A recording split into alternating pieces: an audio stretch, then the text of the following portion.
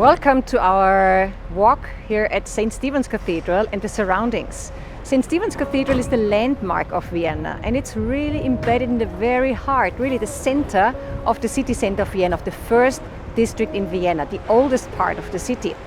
And what you can see from here already is the south spire of the cathedral. The cathedral was not built in just one period. It was actually about 200 years and even longer, with a lot of addings at the cathedral. The south spire alone was built in more than 70 years. So it was generations that were involved in the construction of St. Stephen's Cathedral here in Vienna. Today the cathedral is in the heart of the city in a pedestrian area, but it was not always like this. Until the 18th century there was a cemetery around the cathedral, and the most important people, celebrities, were built actually directly at the cathedral. We're standing here on the south side of the cathedral, where there was originally a chapel, the Magdalene's Chapel, which was destroyed in the 1780s to give space around the cathedral. There was formerly a cemetery, and underneath the Magdalene Chapel was a much older chapel, which was a graveyard of a family, the so-called Virgil Chapel. Nowadays you can explore the Virgil Chapel just going underneath the square. Before you get to the underground station, you have access to a medieval museum right in the heart of the city. All right, so here we can see up to the detail of the roof above the choir. And what we can see there, it's not only the old pattern, like a rectangular shape, but we can see also some numbers and the double-headed eagle. And there's also F1. So under Emperor Franz I of Austria, he was the grandfather of Emperor Franz Joseph. He ruled from 1792 until 1835. They renovated this part of the roof in 1831. And when the cathedral got a new roof after the fire in 1945, they reset it exactly how it was beforehand. Well, and here we can experience a model in bronze of the whole cathedral. Since the cathedral is really embodied in the city center, you don't have the chance really to see so much at once. That's why we explore it step by step. And here you can make the experience of the whole cathedral. Originally, it was installed here some years ago already for the seeing impaired. So everybody can experience, really get a feeling of the cathedral. This is one of the most interesting views of the cathedral, because we can see both spires. The high spire, the south spire, which was built 444 feet high. And then we can see the other spire, which is just half size, and it has a little dome. Why is that? That was originally planned that both should be the same. But actually, when they started with the north spire in the 15th century, then they ran out of money and interest, because in the early 1500s there was some, perhaps were even fancying the Protestants. So there were many reasons. They said, okay, let it go, and they just covered it in the mid of the 16th century with a Renaissance little dome. There are 343 steps to get up on the south spire. You can still do all of them nowadays and have a wonderful view over Vienna from up there. The church was built 333 feet long, 111 feet wide, and from the south spire to the north spire, the transept is 222 feet long. What are all these numbers about? Number 1 stands for God. Number 2 for us human beings, man and woman. And then number 3, it's like the Trinity. And number 4 are the 4 evangelists. And there are more symbols, of course. But all churches of those days had certain numbers as a symbolizing effect. And that's at St. Stephen's Cathedral. And 343 steps. It's 37 by 3. So 37 actually is the basic number of the cathedral. Even 111 you can divide by 37. So that's some special detail of the cathedral as well. Around the cathedral are so many hidden treasures, and this is one of the most charming courtyards of the Teutonic Order. It's a complex of buildings from the 1600s, and some of them even older. There's a chapel from the 1300s. And this house has a lot of history. It's the place where Wolfgang Amadeus Mozart, at the age of 25, started his career as a freelancer in Vienna. How did that change? Mozart was already a star when he was 6. You remember, we were at Schönbrunn Palace, and that's where he gave his first concert. But he was employed by the Bishop of Salzburg until he was 25. He argued a lot with the bishop, and here he was dismissed with a kick into his tushy.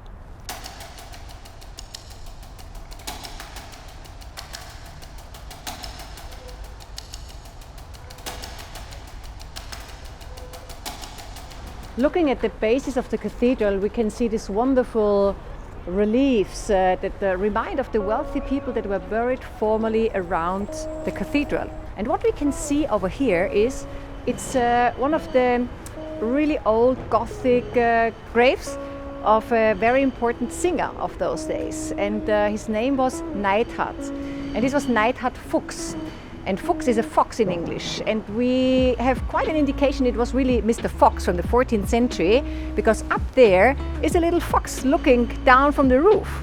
And we can see much more of evidence that this was a burial place once around.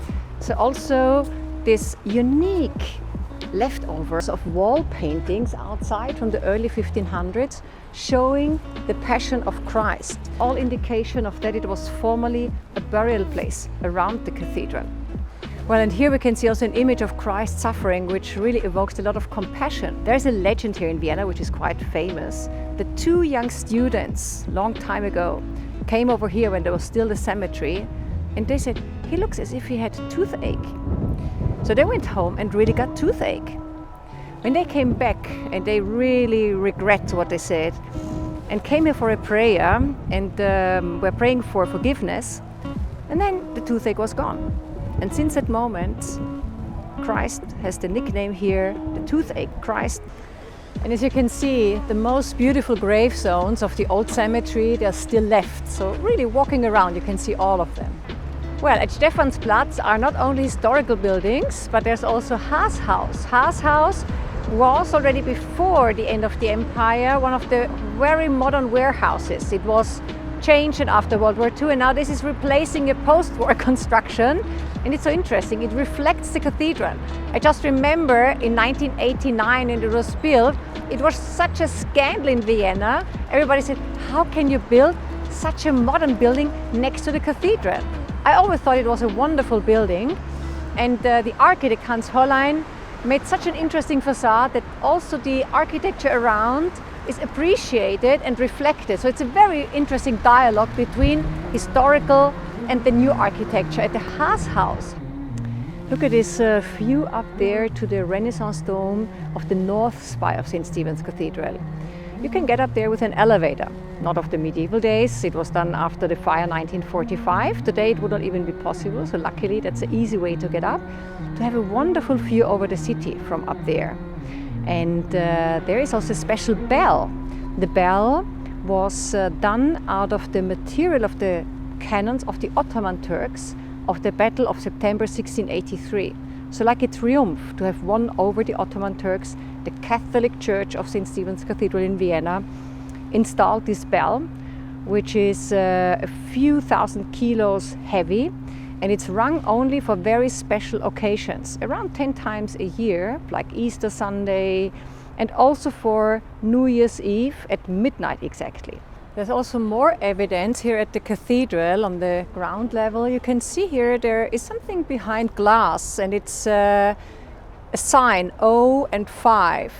5 stands for E in the alphabet, and O and E in Austrian language is a Ö, and Ö stands for Austria, Österreich.